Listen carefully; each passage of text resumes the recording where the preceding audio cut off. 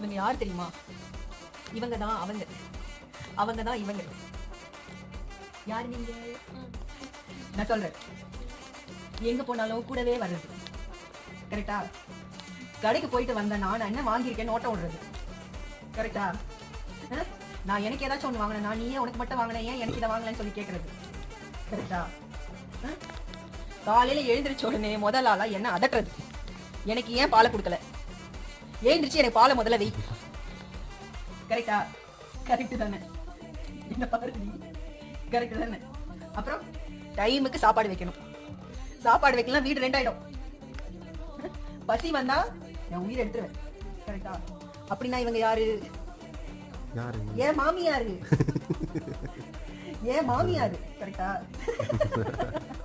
எனக்கு வந்த ரெண்டாவது மாமியாரு.